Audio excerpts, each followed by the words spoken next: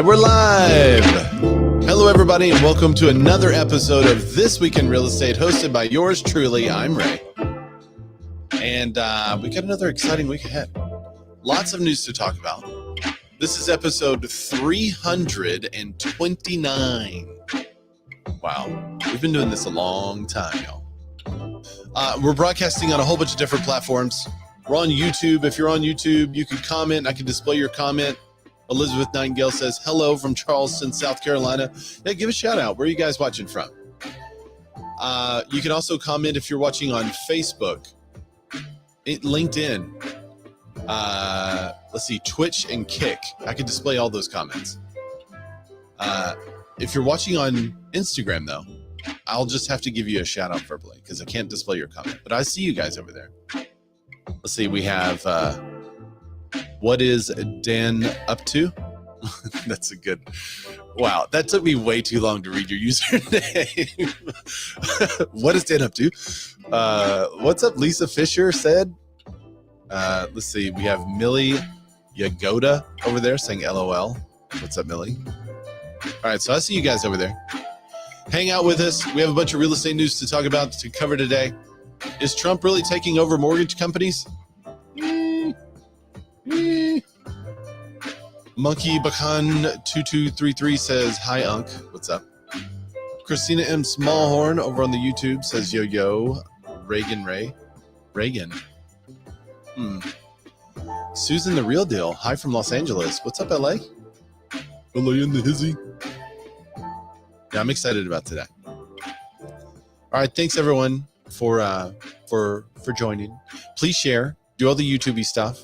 Subscribe, hit the bell so that you can be notified of these shows. What's up, Realtor Brooks? RLTOR_Brooks, BROOKS, says make mortgages great again. Heck yes. Home with Hillary _ hi from Knoxville. What's up, Hillary? Broken Bow, Savannah Bow Realtor, Broken Bow, Oklahoma, but currently in Fort Smith, Arkansas. You're close to me. Kind of a little bit. Did y'all hear that ping? That was my beard getting caught on the pop filter. I should also mention that we're broadcasting on Clubhouse.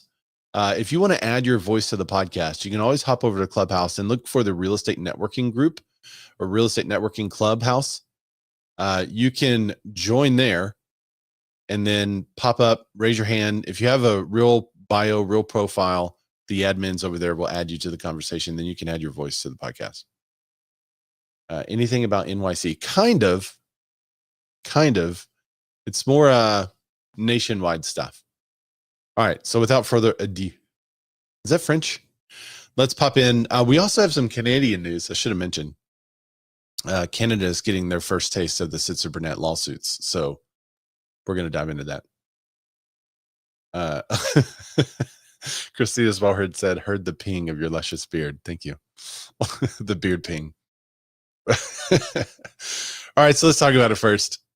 Trump eyes Fannie Mae and Freddie Mac IPO by year end.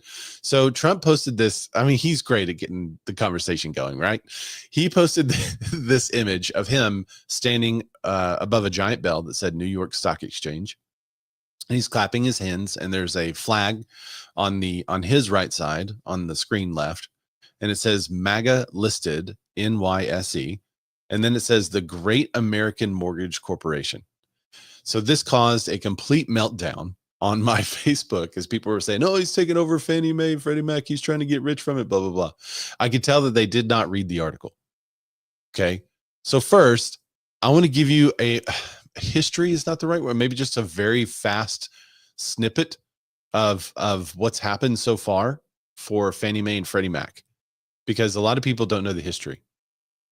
But let's just go as far back as 2008. Y'all remember the whole crashy thing, the crashy crash, the real estate crash, first big real estate crash in history. The only time in history where housing prices dropped like 19%, I think. Maybe except for the Great Depression. I'll have to look up what housing prices did in that time period. But every other recession except for one, home prices actually gained in value. So Fannie Mae, Freddie Mac, they had taken on a lot of risky mortgages. and they were in trouble. They had to get bailed out by the government. So the government basically took them over. So in 2008, during the housing crash, the government stepped in, took control, and they've been running them ever since. So one of the comments on Facebook that I saw about this is that these have always been government run, and now Trump wants to take them over. That's not true. The government took them over temporarily during the collapse. So now Trump wants to return them to private ownership by doing an initial public offering, an IPO, before the end of the year. So, and I think, it would be cool and efficient if he maybe merged the two organizations and then named the Great American Mortgage Corporation. It's kind of a cool name. But, it's better than Fannie Mae and Freddie Mac as far as names go. So I wouldn't mind that.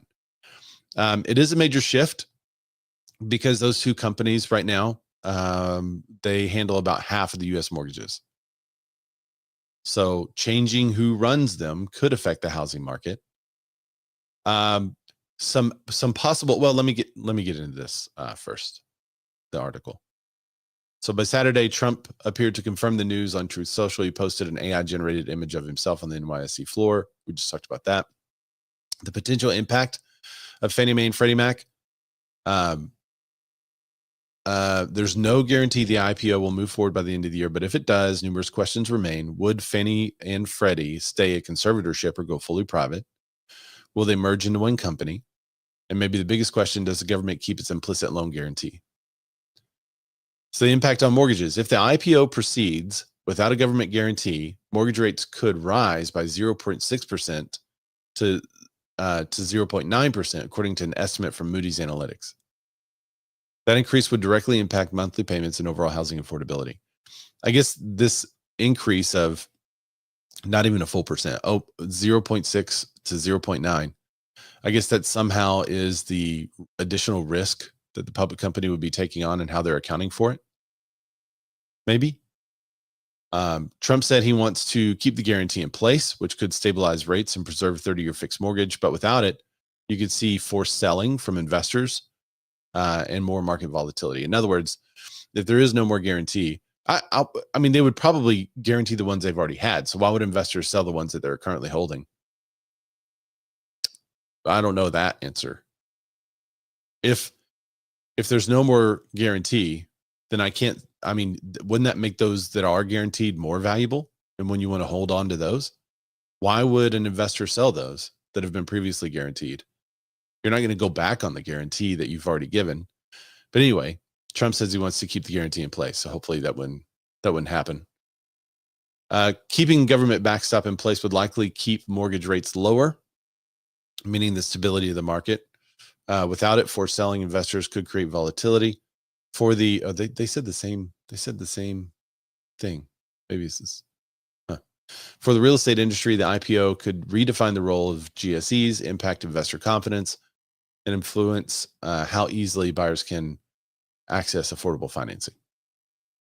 So, my take on it, the private ownership could mean stricter lending standards, because I would say that the private ownership, even with the government guarantee, privately owned, they're going to want to avoid more risk. So they'll have less risky standards, which could make it harder for people with lower credit scores to get approved.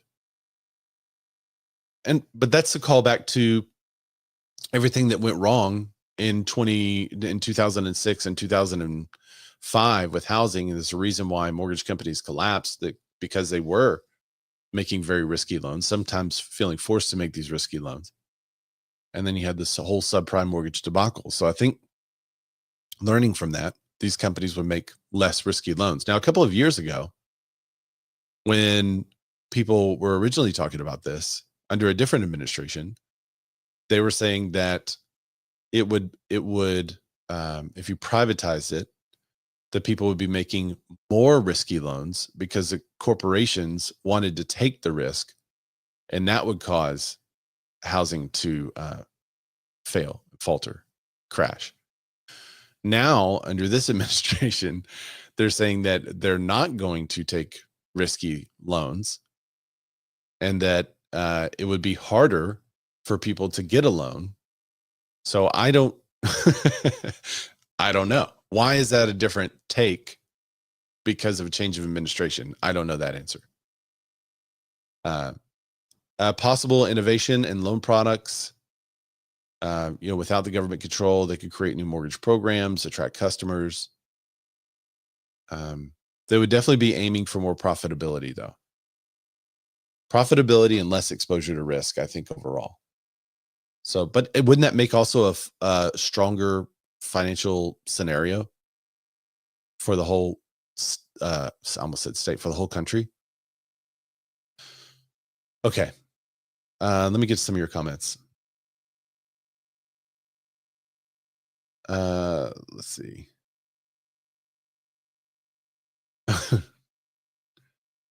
Christina Smallren said, anything to not talk about those pesky files. I have a feeling there's some file information coming, given who was just depositioned, right?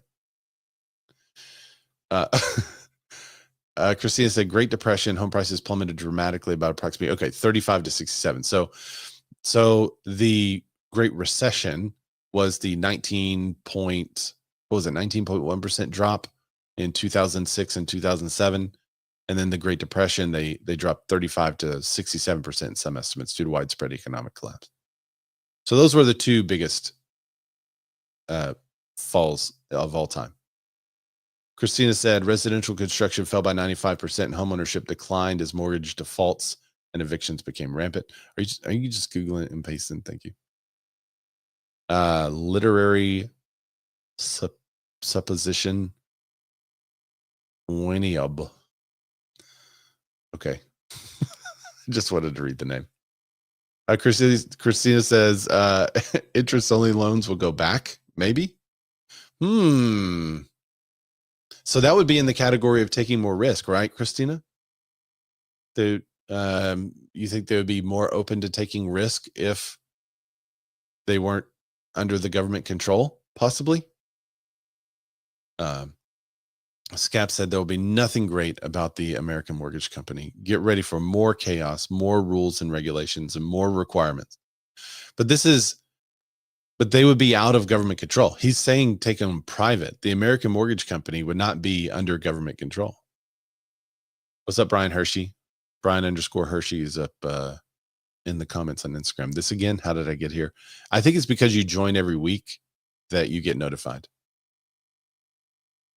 All right, so Christina says taking more risk. Yes, I think there would be more goofy loan products. I don't mind the additional loan products if it helps to get some deals done, right? Real estate historically, except for those two occasions, has always gone up in value. So it's a pretty safe bet for a lender. Scap said, yes, when you go private, you make the rules for making money. It's not your money, so you're going to protect it. I don't know. I think there will be less chaos if it's private. I think the chaos is, well, maybe not. Let me rephrase. There will be less rules for sure. And I think if there are less rules, it's going to be better for the market. So I think that would lead to less chaos. Mike V said, to what Scap said, I'd say the opposite. I think more products, more risk. But wouldn't you argue, Mike, more products could equal more risk? I would say you're going to have more opportunity. More opportunity. But wouldn't the more additional risk, though, couldn't that lend itself to more chaos? Well, if the shit hits the fan, but if it doesn't, you're going to have more people in homes with some kind of loan product that is more manageable to what they, what they can afford. Although, I mean, I guess when money's more readily available, that drives prices up. So who knows? Christina said, because goofy loan products didn't cause any problems, insert sarcasm. I mean, it wasn't necessarily the loan products. This is kind of where I'm coming from it, where I'm seeing it is that if you're going to combine both of these companies together and make one big one, you might have a reduced, like, instead for like different type of lending. There might be, making it private could increase costs for affordable housing, could increase, you know, the, you know, the programs that are out there that, to help, underserved families or, costs and everything that the government has in place could end up going away, which could increase costs and make other problems out there. Since you're now private, you make the rules. Interesting. You're making the rules based on your company instead of the government making it and saying, well, we need programs for this and this and this. Well, if I'm private now, guess what? I make the rules. It's my business. I'm making money. I don't need to do these products, and I don't need to do this and this and this. So you're protecting your asset, your money, which could create more problems going forward with different loan programs, different things that are offered these days. Again, like appraisals could be affected in a negative way. So much could happen, because we don't know how it would look like privatized, because we've been so used to it being, under government control and then doing what the government says. Okay, let me play devil's advocate then. So you're saying there will be less loan products for those that are in need, basically, less risky loan products for those that may or may not can afford it and are currently using some type of government program, government help in order to get the loan. Is that fair? That's fair. Okay. Why would a company remove products from the market that they are making money on?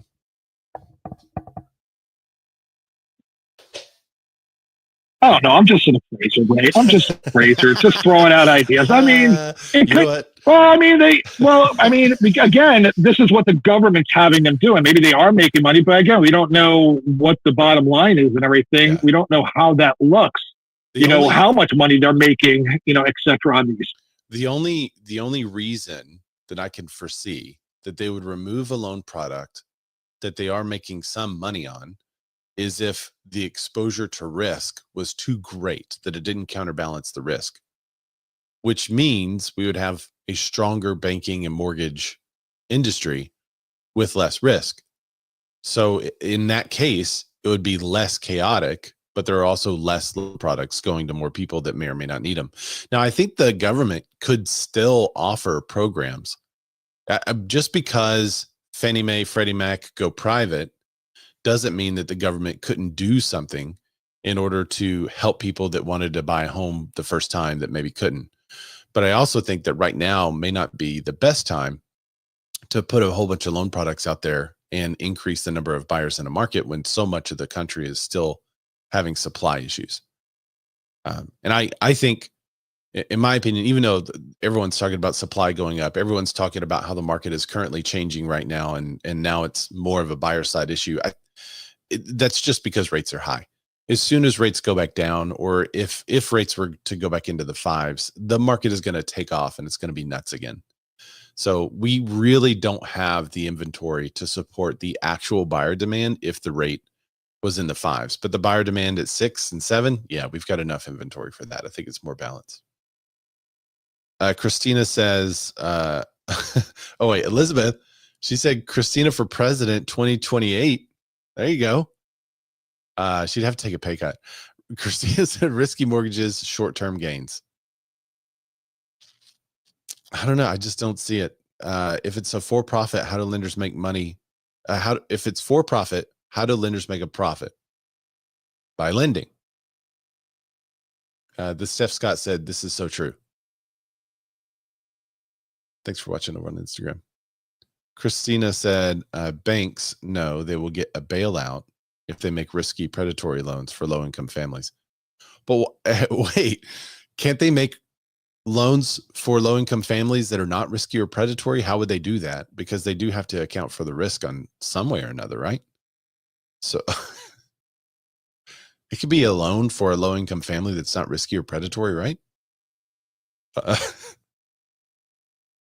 I don't know. I think, in my opinion, if it's privatized, there'll be more products out there for more people, but I think they would measure risk differently. And I think overall it would be a stronger industry, especially when people take what they, if they continue to learn from 2006, 2007, 2008, if they just throw caution to the wind and start doing subprime mortgage bundles again, then everyone's going to see it. And I think those people are going to be in big trouble. So I just don't think that's going to happen. All right, let's talk about Canada. Christina said, tell that to 2008 low-income families. The predatory loans of, yeah. She said, no lesson will be learned by 2006 or 2008 crisis. I don't know, I think it has. I think it has. It was a once-in-a-lifetime thing. Scap said, can you imagine combining Freddie and Fannie into one company, 7 to 8 trillion in guarantees into one entity, and it fails? I mean, if it starts to fail, you know what they're going to do, Scap? They're just going to pull it back into the conservatorship. They're just going to pull it back into what it is now. It's not going to fail. If Fannie and Freddie were separate, if one failed, the other would fail. Wouldn't matter because it would spill over to both. Well, that's a take. That could happen. I mean, if it was publicly traded, if it was an IPO and publicly traded, then you would have a board. You'd have people that own stock that would be also have some opinions on how the companies are run. And it might hold them to public accountability in a different light. And it could insulate them a little bit from government corruption. All right. Well, we'll see what happens. Let's go up to Canada. This was sent in by Olivier, one of our Canadian correspondents for This Week in Real Estate. And residential real estate buyer brokerage commission's class action. Class action settlement has been reached with Remax Ontario, Atlantic, Canada, on behalf of the persons who sold real estate on multiple listing service owned and operated by the defendant real estate board or association between March 11th, 2010 and July 31st, 2025. That's real recent, huh? That's the class.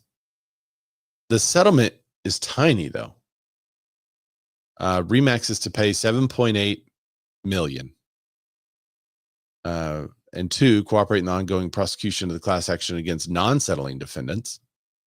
And so this could get bigger, I guess, non-settling defendants. And 3, implement a number of practice changes going forward. This is not an admission of guilt, all that jazz.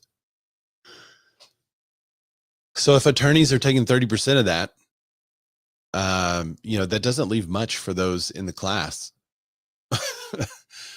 But this is so I asked ChatGPT, I asked Olivier first, and he was like, I'm not sure if this is the first one or if it's not the first one. But wait, Christina, I love this comment. I'll get to it in just a second. We'll have to go back. So I asked Olivier if this is the first one that was similar to Sitzer Burnett. He did not know. So I asked ChatGPT, and it did a whole bunch of research for me and then said yes. It said a whole bunch of stuff, but it boiled down to yes. It's the first Sitzer Burnett type of settlement reached in Canada, and it could be the first of many. So all my Canadian brothers and sisters, pop in the comments. Let me know where you are. How do you feel about this? Do you feel like your company's at risk? Do you feel like your company's fine? Canada does real estate a little bit different, so I'm kind of surprised you guys got caught up in this. But I guess some of the agreements and such are similar.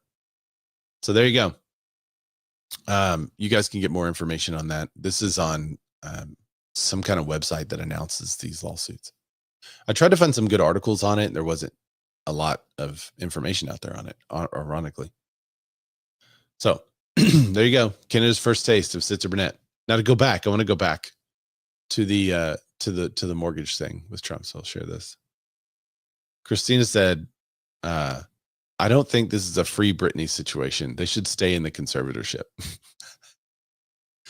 Christina, how would Fannie and Freddie play with knives if they were still in the conservatorship? They need to dance around and play with knives. It's the freedom. What's up, Nick Shoemaker? Hi. Nashville's Nick. I hope to see you guys soon, by the way. I meant to say this at the top of the show, but I'll be in Dallas for the Tom Ferry conference coming up. So if you guys are there, hit me up. I'd love to meet some of you in person and at least come up and tell me that you listen to the show. If you listen to the show, don't not come up to me and say, I listen to this. I want you to come up to me and say, I listen to the show. It's like wind beneath a podcaster's wings when somebody actually says, I listened to your show. It's huge. All right, so what's happening with you guys' money? Nick says, it's great to see you. Are you going, Tom Ferry? Anyway, what's happening to your commissions, buyer agents? Is it going up, going down, staying the same? Glenda Baker, what's up? Glenda with 2 N's over there on Instagram says, I'll be there. Good. I cannot wait to see you. It's been too long. Too long, Glenda. We have to go get some bacon. We'll definitely have to go eat some bacon. All right, so what's happening? Buyer agent compensation. Drop in the comments. I will tell you, this does not surprise me. Christina says up for our area buyer agents. Nick says staying the same or better, not lower.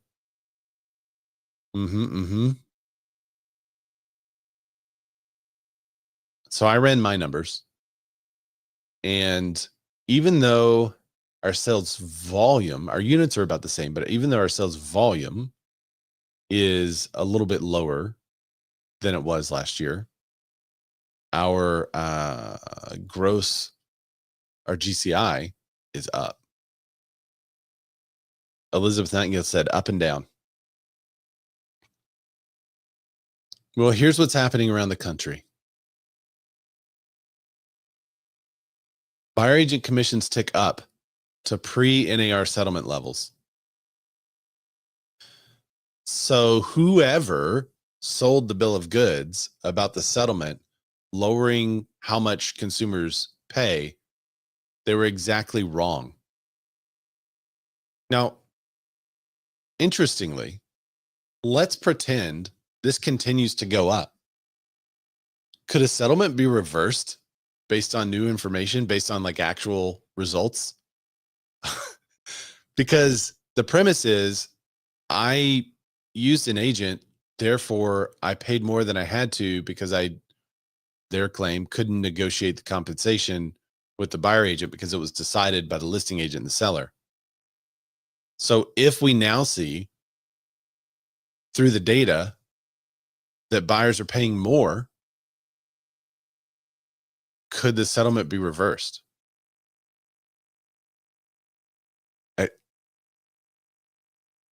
Nick says buyers have the upper hand in Nashville. Elizabeth says, I've seen more for sale by owners try to sell. And that is very hit and miss.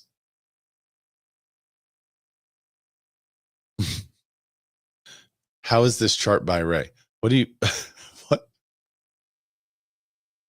what chart? Here we go. I'll zoom in. Is that what you're saying?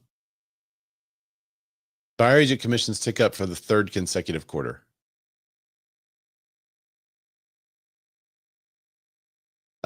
So in Q1 of 2023, it was 2.51%. It started to trickle down. NAR rule changes announced. It was down to 2.43. So it trickled down ahead of the announcement. Then the NAR rule changes were implemented and it was all the way down to 2.36. Guess what happened? As soon as the rule changes were implemented, it starts to go up. 2.37, 2.41, and now in Q2, 2.43. So that's interesting. Our data, my personal data, shows a 32% increase in compensation. But, and this is my theory. This is why I think this is happening.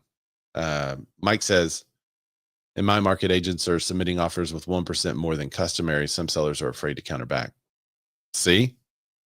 There you go. In my market, this is what's happening. We go above and beyond for all of our clients and even our buyers. And a lot of people will, send a drip campaign to the buyer and that's it. They'll show them the home, say they negotiate well, but usually it's the buyer picking out the home. Well, we search on and off market properties. We door knock, we do mailers, we do videos, we do all kinds of stuff, ads and stuff, to try to find inventory that may not be easily accessible. Now, still, most buyers choose something that's listed or about to be listed. So it's pretty common that they choose something that's on the market. However, we also use our knowledge of contracts to get our person into first position. And then the other person that was going to buy the house gets kicked out because they didn't do something they were supposed to do because they were contractually obligated in the contract. And then we know how to work the tool that is the contract. So we have a lot of advantages for working with us on the buy side and the sell side. But on the buy side specifically, where this was supposed to take the most impact, we were already charging more than most agents because we were doing more than most agents do. And we had a value that was different and a differentiator for us in the marketplace.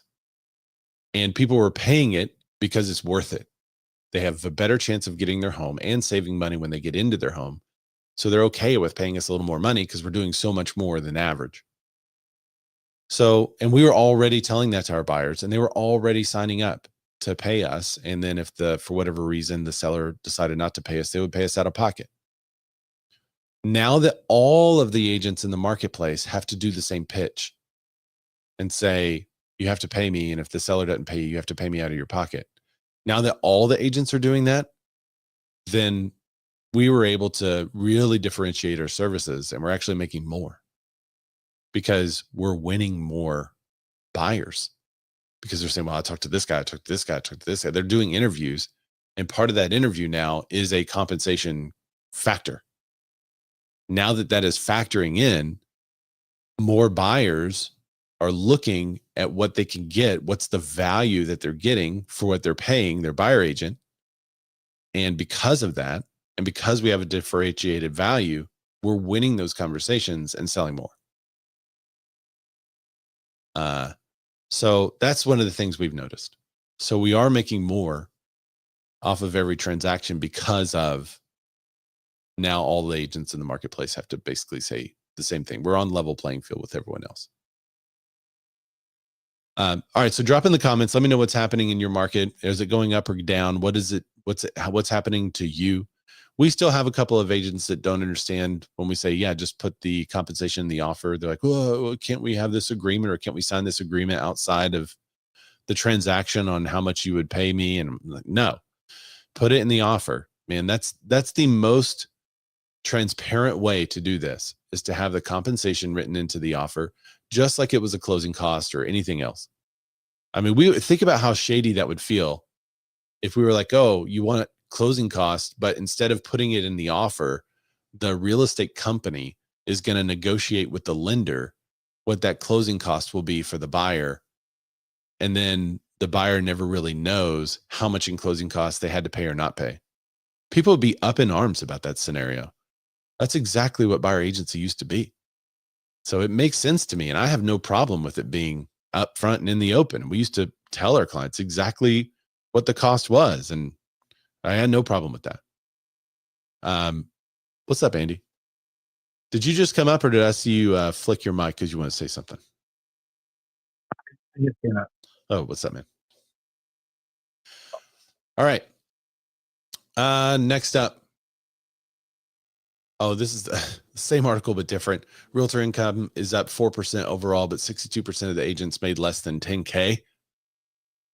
So this came from the 2025 member profile. If you guys have not checked out that, we talked a little bit about last week. This is just more data from that. Median gross income was $58,100. Net income after taxes and expenses, $36,600. That's the same as 2023. Transaction sides 10, that's unchanged from 2023, and sales volume 2.5 million, also unchanged. A lot of unchanged data. So the typical realtor from the report has 12 years of experience. That's up from 10 years, which means there's less people that are new sticking around. That's what that means. The median income for this group, 6 to 15 years of experience, was $70,000. It climbs higher for those 16 plus, 78,900. And then let's see, but this is down from 92,500 in 2023. It's a big cut. Okay. All right, let's do this Q2 roundup. I like how Broke Agent Media has this on their website because they have a whole bunch of people mentioned in one article. As you can see, the filing system they have here. All right, so first up, Anywhere, it reports 1.7 billion in Q2 revenue as luxury outperforms the market. Let's see. Despite a dip in operating EBITDA, the negative free cash flow quarter due to one-time charges, leadership says the company is still on track to meet its full-year guidance, aided by $500 million in new debt that improves financial flexibility.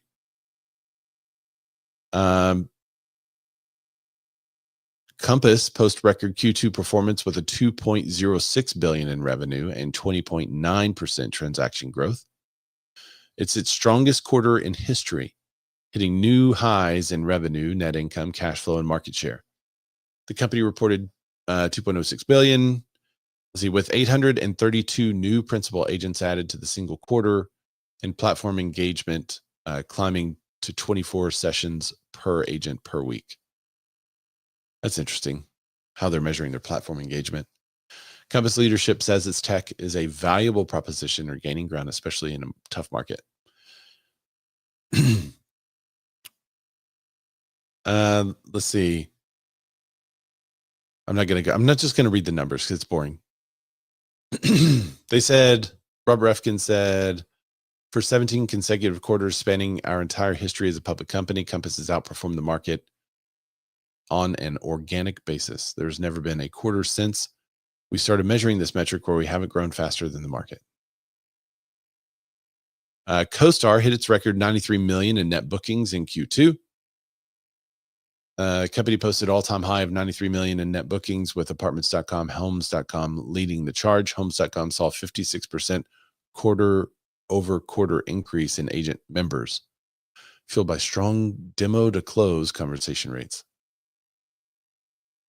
Let's see. Andy said, our dedicated homes.com sales team turned into the best new bookings in Q2 and were added 6,300 members, an increase of 56%. Did you guys join? I want to know if any of you joined homes.com because of the stuff that they sent your client. Did it work? When your client got that package, which now I have one, by the way. I had a client that got one. When your client got that package that said, hey, you could be advertising on homes.com, and they talked to you about it, did you go join homes.com? Is that part of the increase in members, I wonder? EXP reports 1.3 billion in Q2 revenue, holds steady with 52.5 billion in sales volume. Despite a net loss of 2.3 million for the quarter, the company generated 36.1 million in cash. That never ceases to amaze, like big companies where they just can lose money. EXP was built by agents for agents, and that foundation continues to fuel our momentum. OfferPad posts 160 million in Q2 revenue as Home Pro and Renovate gain traction. What's the profits though in here? Profit per home sold was 31,400. That's up 37% quarter over quarter. That's an interesting stat. Profit per home sold. We don't have that in any of these. Let's see, transactions closed. Where's the profit per transaction? Yeah, that's not really on here. That'll be an interesting number to see what the GCI, average GCI per agent. Opendoor returns to adjusted EBITDA profitability with 1.6 billion in revenue. And they said homes sold 4,299, homes purchased 1,757. That sounds like they're trying to sell it off. Real Brokerage, that's where I am, full disclosure, post first ever quarterly profit with 540.7 million in revenue. Look at that. Almost at $1 billion. I say almost, they're halfway there. The agent count at the time of this report was 28,034. Now it's 29,000. Company reported 20 million in adjusted EBITDA and 41 million operating cash flow. There you go. New revenue share unlocks tier 3 at 750 agents, tier 4 at 1,000 agents. Oh, this is new news for us too. Okay, then Remax hits all-time high in global agent count despite revenue dip. I thought this was fascinating because a lot of people look at Remax. No offense to all of you that are Remax. I understand this is brokerage agnostic conversation. I'm just saying Remax and some of the big guys like Coldwell Banker, Remax, Century 21, Berkshire, the ones that have been around for years and years, just kind of have they're the ones that people are saying are dying. These old big companies that aren't doing anything new, they're dying. Agents aren't joining them. But Remax hit an all-time high in global agent count. That's impressive. That's obvious. Obviously, they're doing something different. Total agent count of 147,073. New company record. Milestone came despite a 5% decline in U.S. and Canadian agents and a 7.3% year drop in total revenue. So they're worldwide, Mr. Worldwide. That's where they're getting a huge amount of agent count. Redfin skips Q2 guidance pending Rocket acquisition. Rocket Company reports $29.1 billion. And they're closing the deal there. Zillow reports $655 million in Q2 revenue. Let's see. That's up 15% year over year. Growth was led by 41% surge in mortgage revenue, 36% increase in rentals. That's it. I kind of thought they would be making more. I mean, you hear these real estate companies making billions and they're at 655 million. So maybe they're not too big to get taken over by real estate agents. All right, and that's it. So y'all can go to Broke Agent Media if you really want to dive into the details for whatever investor thing you want to, or if you just are trying to go to sleep. The article name is Compass Breaks Records, Rocket Closes Redfin Deal, and Real Turns a Profit in Q2. So check that out over there.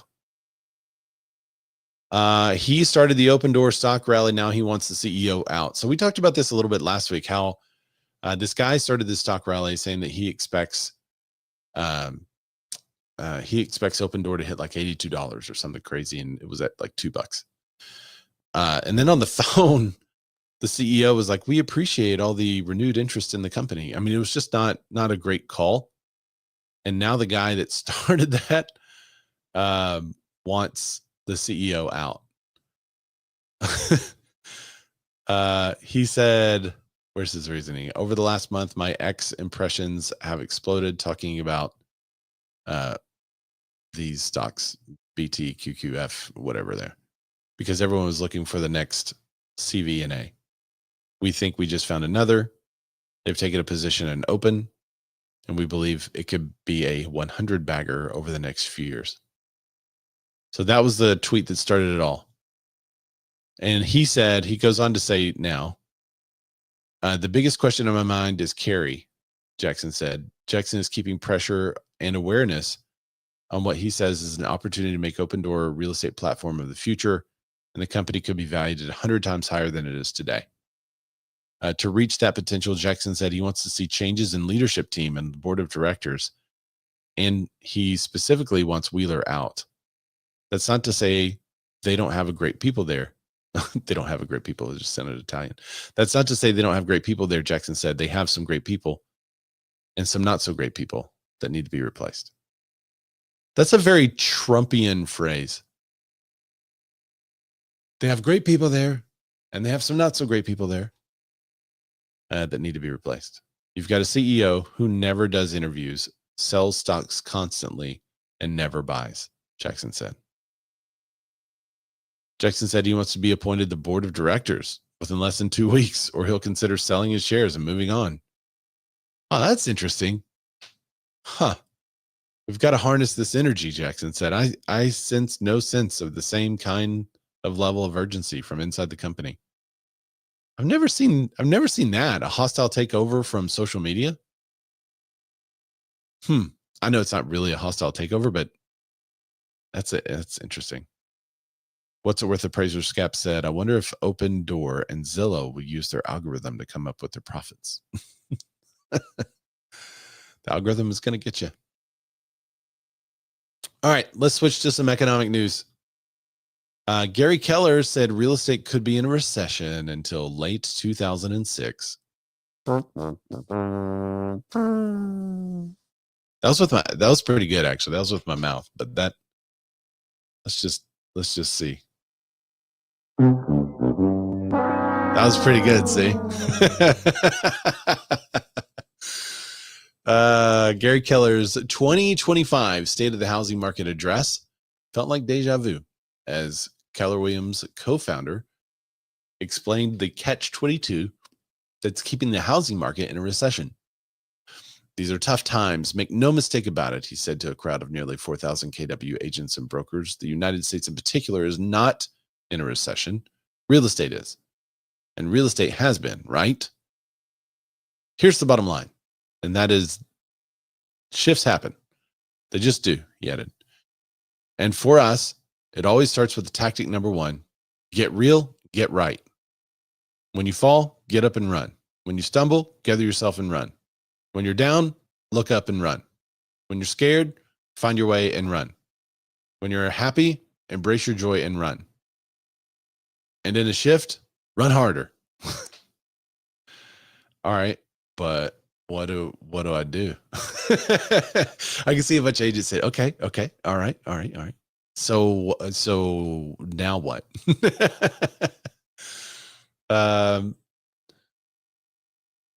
Let's see. I'm trying to find anything new here. It's kind of the same old stuff. Let's see. That's the quandary. Papasan said, I can lower rates and I can raise them. I can raise them to cool the economy, or I can lower them to try to heat it up. And now they've got to figure out, am I going to fix jobs? Am I going to fix inflation? Christina Smallhorn says, I hate running. It's so sweaty. I'm with you. Cardio's crap.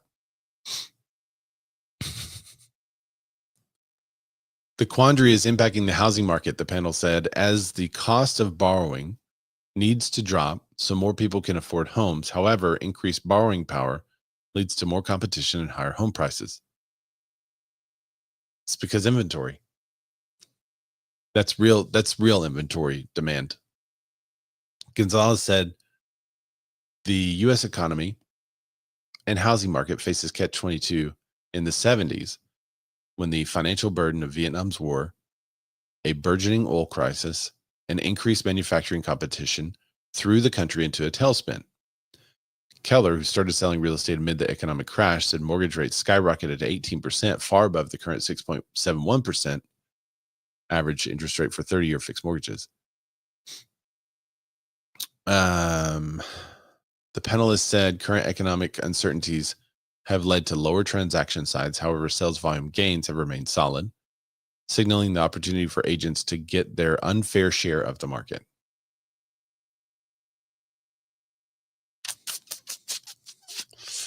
Yeah, okay. My prediction was that by the end of third quarter 2026, we would know whether we'd be coming out of it or staying in longer. And we don't know the answer to that yet. All right. Gary Keller does not have an optimistic look on the economy. I think I would be, compared to his take, I would probably be more optimistic. I don't think a recession in real estate equals a balanced market. In my opinion, when he's talking about a recession, it seems like he's talking about this market that no one wants to sell, no one wants to buy. People who do want to buy can't afford it. People who want to sell can't move. I don't foresee that. I think there will be less transactions, but I don't call that a recession. It's not going to be a 10% correction. I think a recession would go even lower. So I would just say it's a flattening. Home price gains slow. That's what I think is going to happen. So I disagree with this take. I don't think it is a housing recession.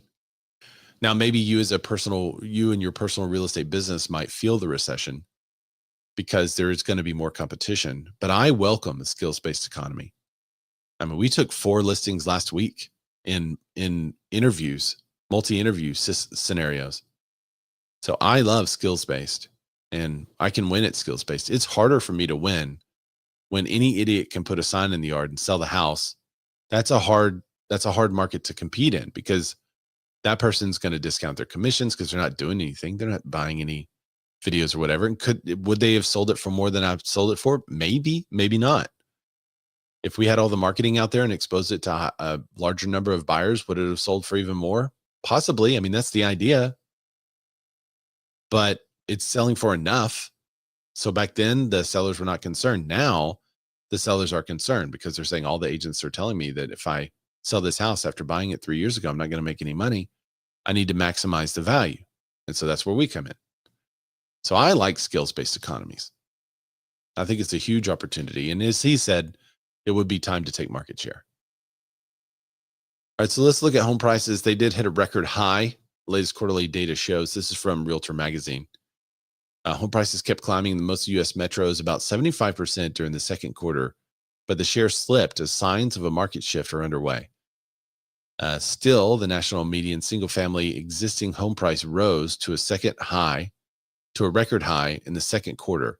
That's up 1.7% annually, reaching $429,400. Let's see. Prices remain more resilient in certain areas of the country. For example, home prices surged 6.1% in the second quarter annually in the Northeast and were up 3.5% in the Midwest. So home prices begin rising faster in the Midwest due to affordability and the Northeast due to limited inventory. So whenever you see these market by market shifts, we're headed towards balance. And usually in a balanced market, home prices increase in line with inflation. 2%, 3%, 4%. Maybe in very desirable markets, it's going to be more. But then you have to counterbalance that with the less desirable markets, which are less. That's when you have averages. So, if you're in a hot market, I think you're still going to see a home price increase of 6 to 10 to 12, 15% in some cases. But for the most part, on average, I think you're only going to see about a 2 to 3% increase in home prices over the next couple of years. And that's not a recession. That's balance. Prices are predicted to remain strong, said Lawrence Yun. Home sales and home ownership rate are underperforming relative job growth. More than 7 million jobs have been added since the pre-COVID peak. However, elevated mortgage rates have kept home sales below pre-COVID levels. We have to talk about the 7 million jobs added. A whole bunch of those jobs, were those the jobs that, it says pre-COVID peak. Are you counting the jobs that went away during COVID and then came back? Are those additional jobs added? Or are you also subtracting those jobs that went away to balance that? Because if you look at the stats, it's like a crazy number of jobs were added in 2021 because people went back to work from COVID. NAR forecasts median home prices to rise just 1% by the end of 2025, accelerating to a 4% gain in 2026. Yeah, that kind of echoes what I'm thinking too. And that's not a recession. How's that a real estate recession, Gary? I just don't see it. Home prices tick up to a new record high amid signs of softening in more markets. Again, not a recession. Prices still rose to record high on national level. The median single-family existing home price rising 1.7% to $429,000. We just kind of talked about that. It's just another article. This one's on Inman. Has a nice map. Is this map interactive? Yes, it is. So you can highlight Little Rock, North Little Rock, Conway, 2.8% increase. Some decreases, notable decreases. Boise, Idaho had a negative 3.2%.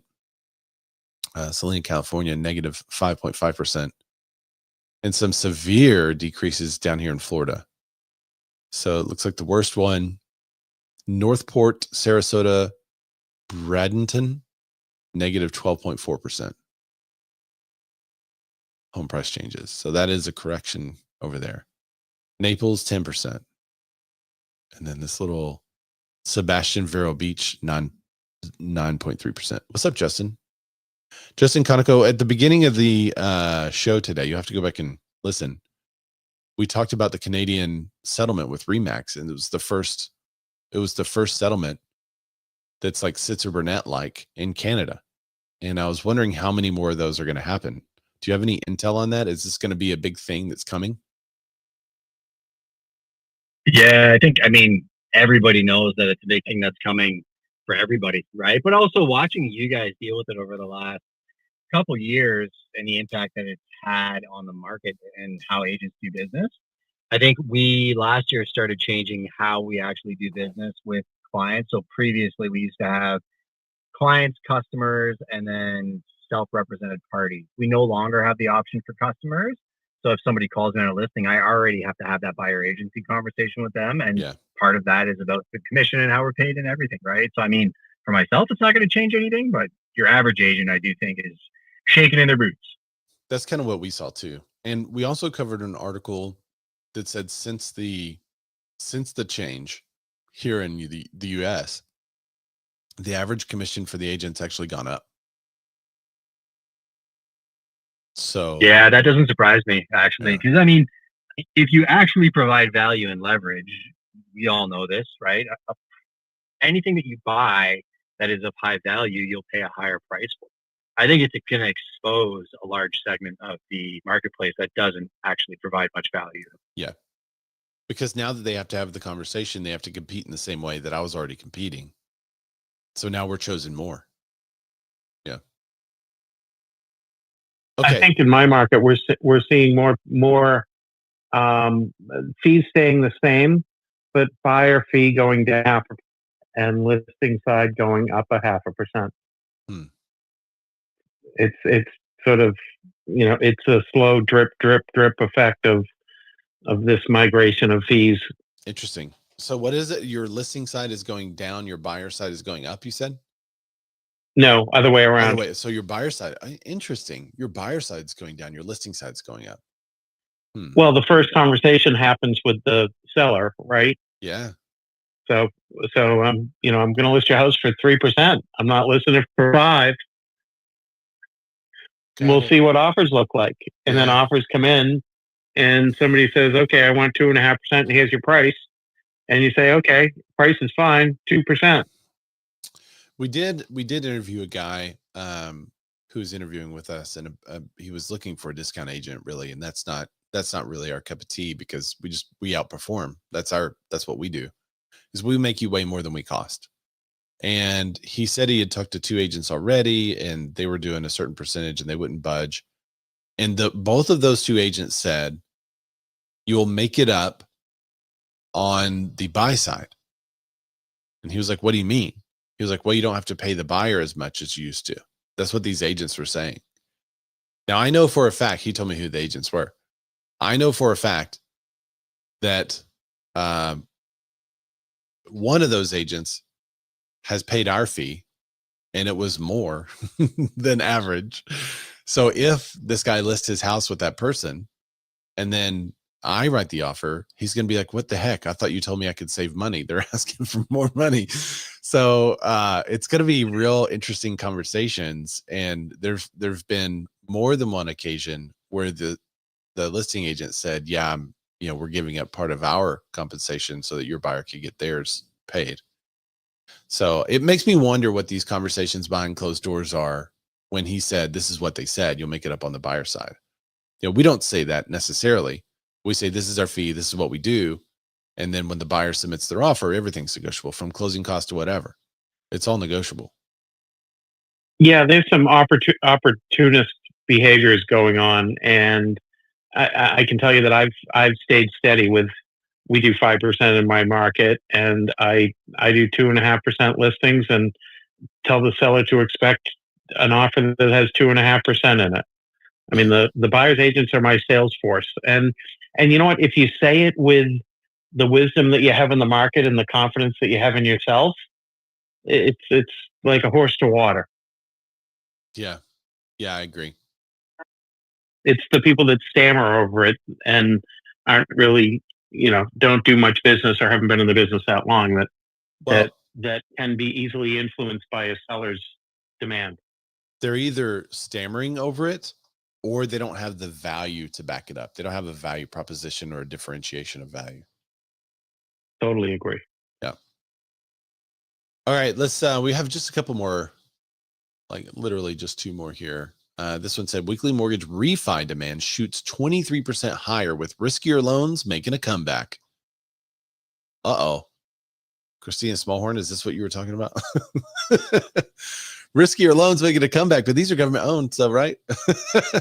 Homeowners are clearly looking for savings, even if it means taking on a riskier mortgage. Refi demand, along with renewed demand for adjustable rate loans, drove sharp increase in overall applications. Total mortgage application volume rose 10.9% from the previous week. The average contract interest rate, well, that goes into ARMs. Let's see, it decreased to 6.67% from 6.77% for a regular loan. Applications to refi jumped 23% and were 8% higher than the same week a year ago. That's the strongest week of refinancing since last April. Refinance share of mortgage activity increased to 46.5% of total applications from 41.5%. All right, so what do you guys think this is? I think it's very clear. I think I know exactly what it is. What's up, Sean King? Shaw.king, SHA.KING. Thanks for joining over on the Instagram. I just heard a boop, boop, but I'm not sure what that came from. I think it was from Discord, actually. Well, I'm not broadcasting on Discord, but I think we just got a Discord.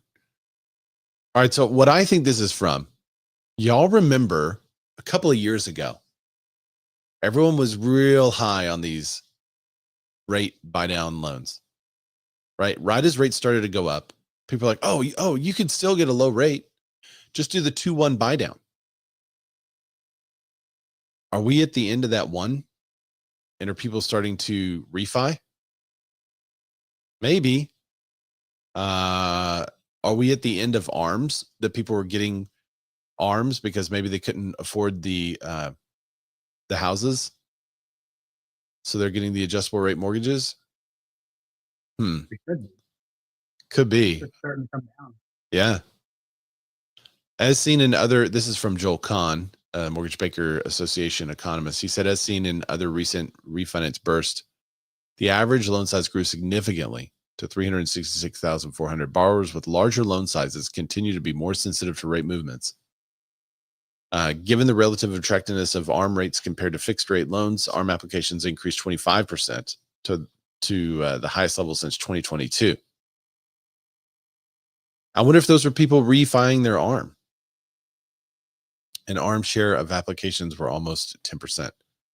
I want to know what, like, I don't see this in the article, but what are they moving from? What are they moving from? Applications to purchase a home rose 1%, or 17% higher than the same week a year ago, but they were only up 1%. All right. Last article. Would you be willing to give up safety in order to buy a home? 1 in 5 house hunters is willing to compromise personal safety to afford a home. Personal safety is the number one must-have on homebuyers' checklist through 2020, though 22% say they're willing to compromise it for affordability. So wouldn't affordability become number one then? This is an interesting graph. Personal safety is the top non-negotiable, followed by 2 other safety-related things: living in an area of low crime, living in an area where homes have a low risk of natural or climate disaster. But the number of people willing to give that up, it's kind of crazy. 22% are willing to give it up, the personal safety. 27% are willing to give up low crime. 32% are willing to give up natural or climate disaster areas as a non-negotiable. Who's the survey source? This one is, I think this is from the survey of buyers. Let's see. The survey results in this report are from Redfin Commission survey conducted by Ipsos in May of 2025. Okay. 4,000 homeowners and renters. Not a survey of the 10 people walking by my office. That's good. No, but you should totally do. It's real. It seems like real people, right? Yeah. Seems like real people. You should do man on the street though, and compare your numbers, because that would be interesting just to do. Hey, what would you give up? Which one would you give up first? Personal. I would group some of these too. Personal safety. let's see, you could say number of bedrooms and indoor space or square footage. You could add those together with home size. You could do, yeah, this would be a really good man on the street stuff to find out what your people think, and just kind of group some of these that are too like commute time and access to transit and stuff like that, like transportation, access to transportation. The lowest non-negotiable is living in an area where people look like me. 41% Billie Eilish. So if y'all know the tea, man, it's been all up on it. She said the same thing she said when she was there last time, by the way. So nobody should be upset about this comment. She was talking about how pale she is. Have y'all heard this? Do y'all know what I'm talking about? Flash the mic on Clubhouse if you know what I'm talking about. Everybody's all up in arms about poor Billie Eilish. She goes to Ireland and she was like, it's so neat to be in a place where people look like me. Talking about how pale she is. And that they're all pale. And everybody's like, oh, racist Billie Eilish. She's like one of the most progressive people in the world. It's crazy. People are crazy. Anyway, I as a real estate agent, we've all had people come to us that said, I want to live in an area where people look like me. But only 41% consider that a non-negotiable, and 59% of people are willing to give that up to buy a home for affordable homes. I was surprised at the highly rated schools. I thought that would be higher as a non-negotiable, and I thought it would be lower as the number of people that would give it up. But 47% of people said they want a higher rated school, and 53% of them say that they would give it up as a non-negotiable. So this is priorities for you. Schools are at 47%. Being near restaurants, bars, and coffee shops, 49%. They would be at a cool spot. Schools, maybe.